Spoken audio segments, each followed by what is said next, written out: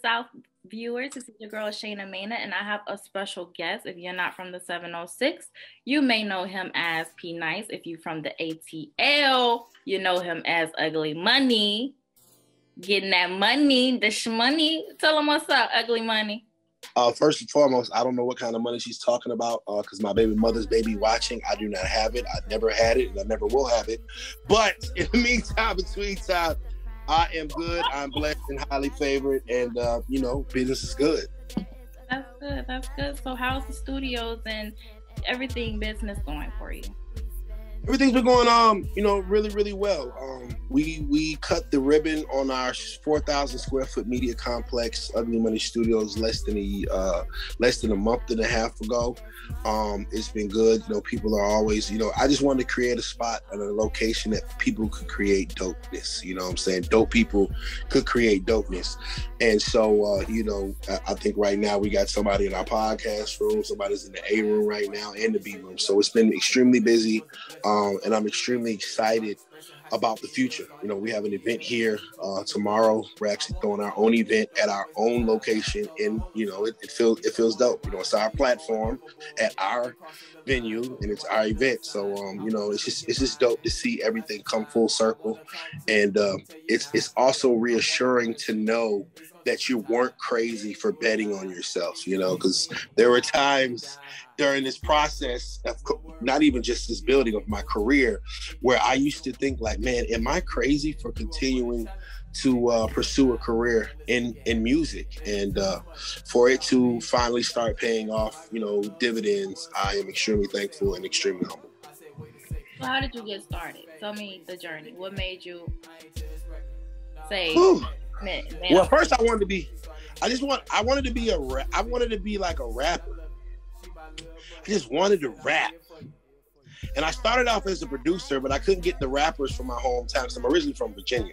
But I couldn't get the rappers from my hometown to go to work as hard as I wanted them to work on the beat. So I just started rapping myself. And then when I started rapping and I take on a music career or whatever, I just really, really wanted to create, great music that people would appreciate. And that led me to learn a lot of different things in the hip hop industry, from music video editing to doing graphics to throwing events and promoting and all these things. All this stuff was because I wanted to rap. From being a radio personality, it was because I wanted to rap.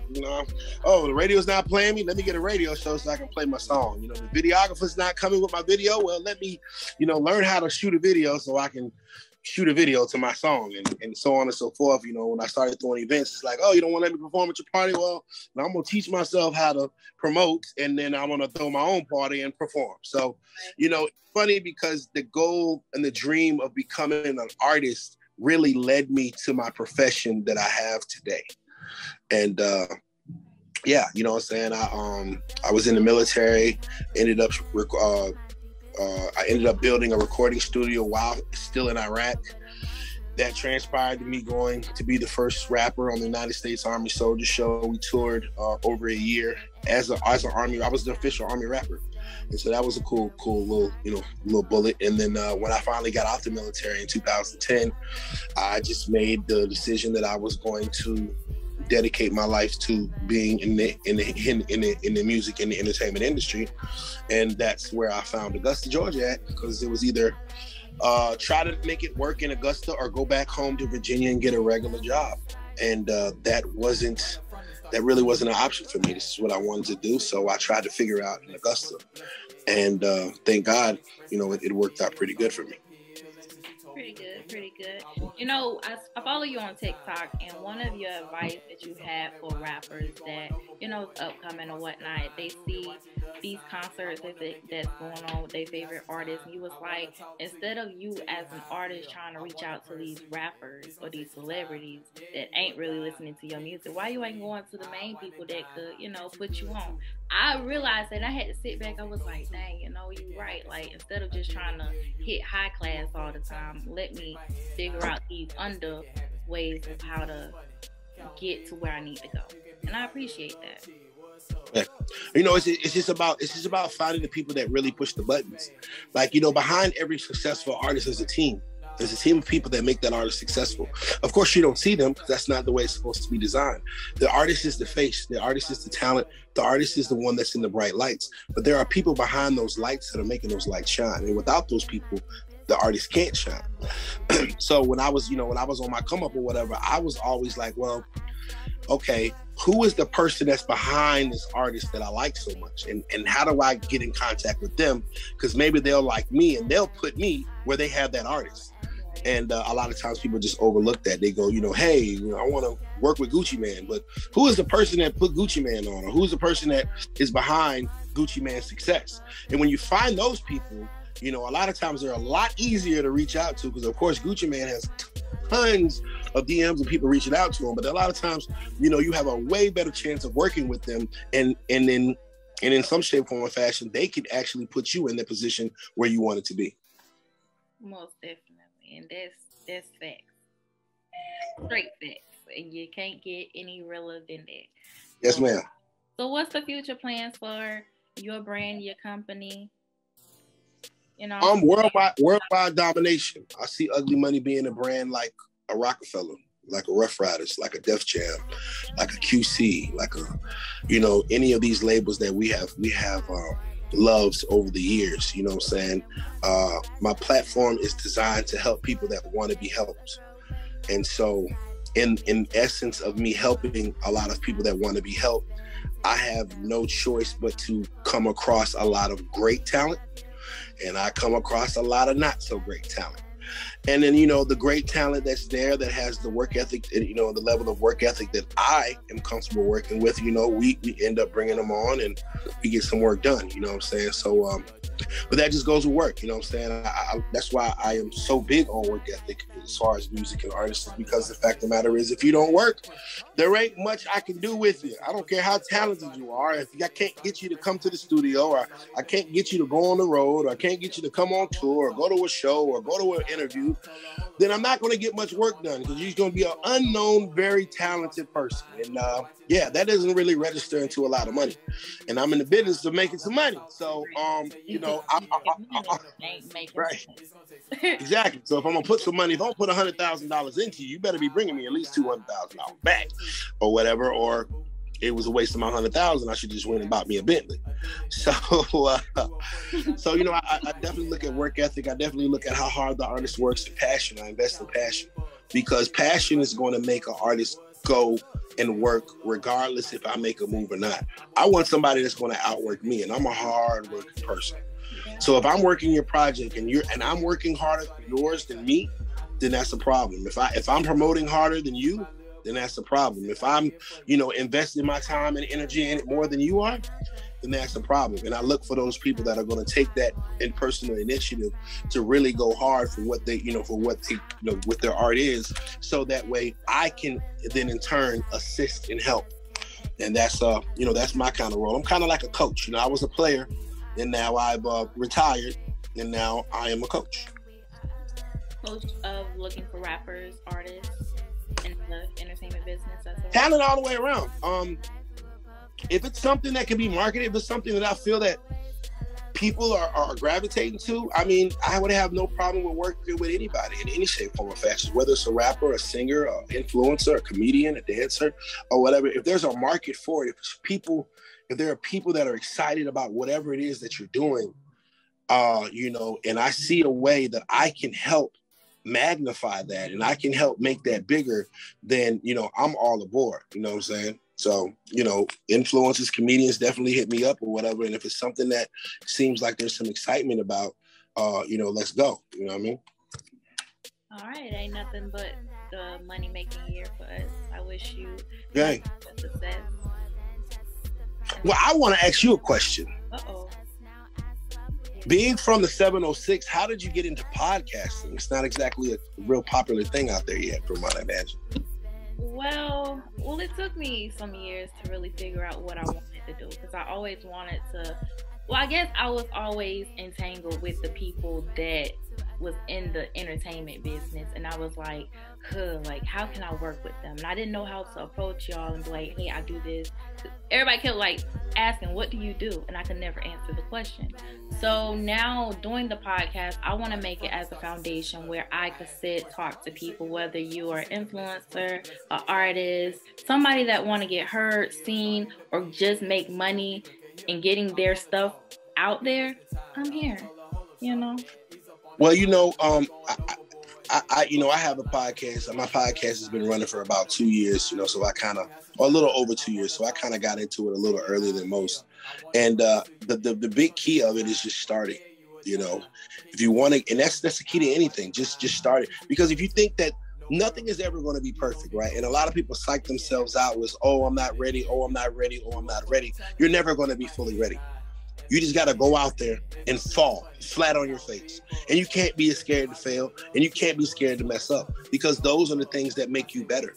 So, LeBron James didn't win an NBA championship playing his first game. You have to play a couple. You have to lose a few. You know what I'm saying? But those lessons let you know of how to move and become great. You know what I'm saying? So salute to you. I started my podcast in my living room.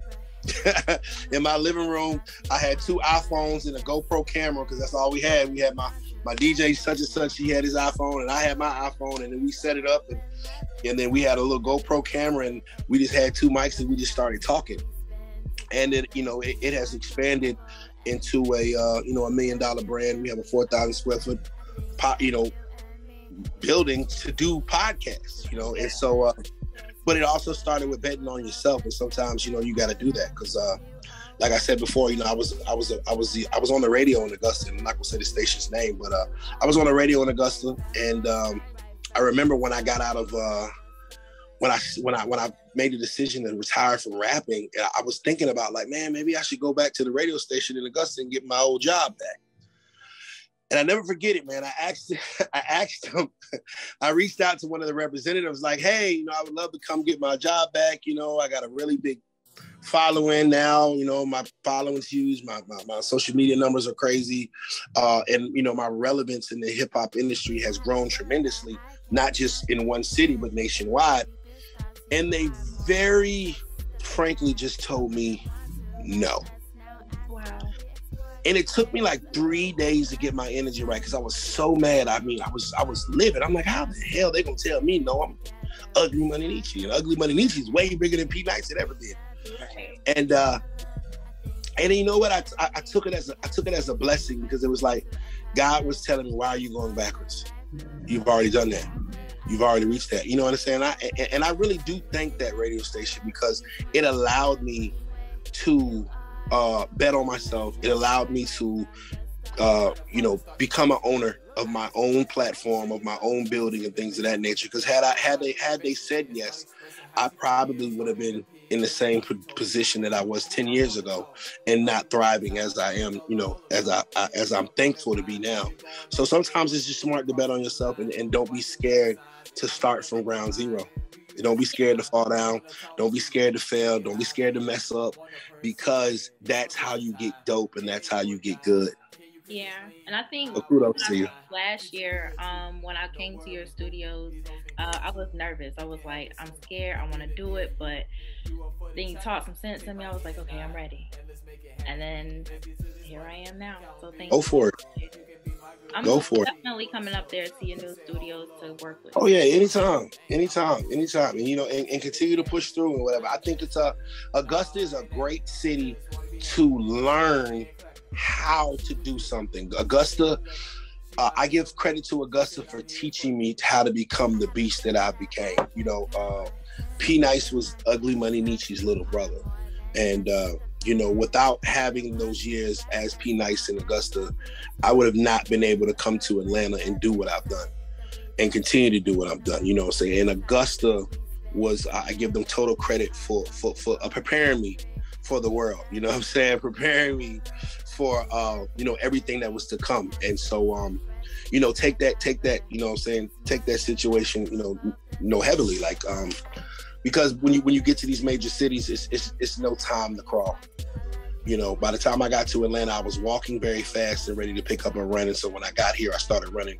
And, 4 years later, we have one of the quickest rising companies in Atlanta. And I'm proud of that, you know what I'm saying? Coming from a market like a smaller market like, CSRA or whatever. But had I not had those lessons, had I not been on that radio station, I wouldn't know how to have a podcast. Had I not thrown those parties at S-Bar and Cream, I wouldn't be able to go on a national tour or throw a music summit, something as huge as it's become. But I learned it all in Augusta, you know what I'm saying? So by the time I got to Atlanta, I was new to the city, but I was not new to the game. And so where people were unassuming of me, like, oh, he don't know what he's doing. Like, no, I'm just new here, but I know exactly what I'm doing. As they soon found out, like, oh, well, this guy, has some knowledge and things, and I really owe that to Augusta, because the AUG really helped the brother figure out what he was and what he wanted to do and how I was going to do it. And so when I got signed in 2014 to 8Ball and MJG, that was one of the things they said. It was like, man, if you can get Augusta to support you, you can get everybody to support you, because that's a tough city, and it is. And right. And I always respected the AUG for it, because they gonna tell you. They gonna tell you if they don't like it. You know what I'm saying? They gonna tell you if they do like it. They gonna tell you what you need to change, and you better have some thick skin. You better be able to deal with it. But that is the same way that the world is.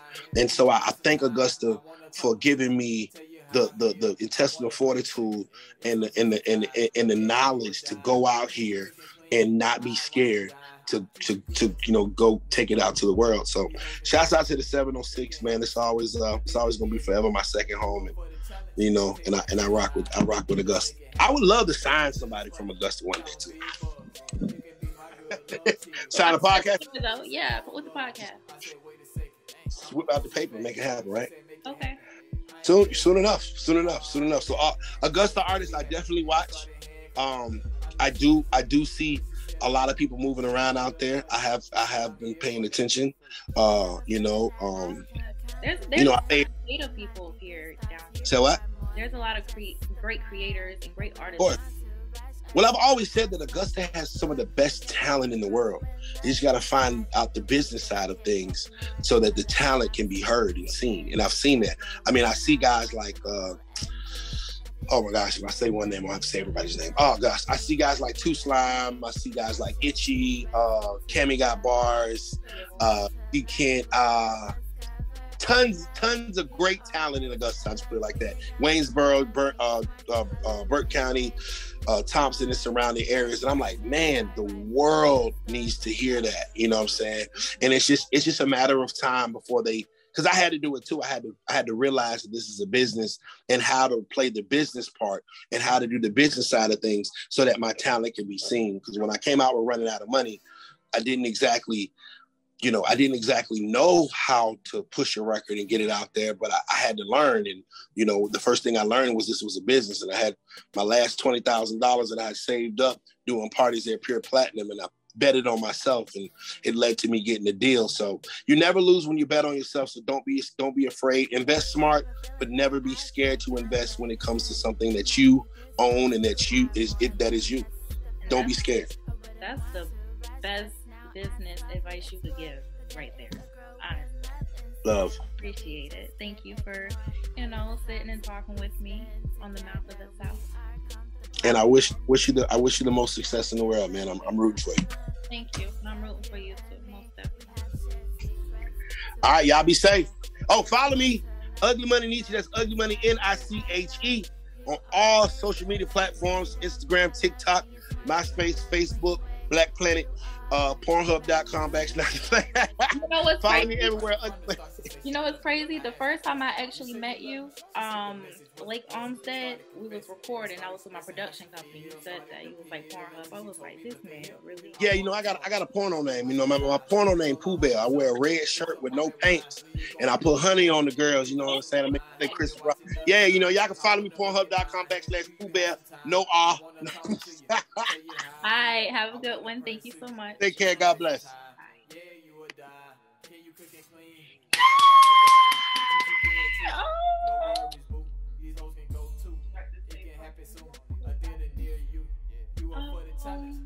What's Okay, so that was Ugly Money Mitch. What should I say? Thank you to him. I say thank you. Well, yeah, because I got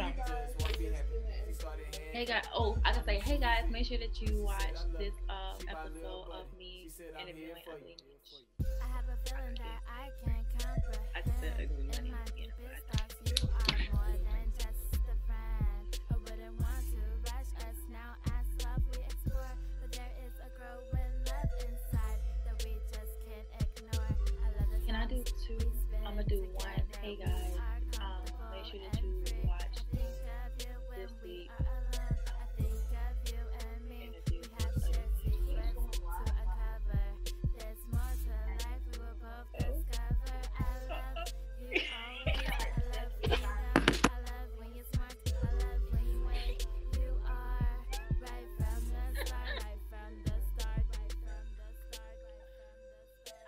Wait, I turned my stuff off, so I turned my phone off so it won't ring. Yeah. Oh, he gonna make me cry.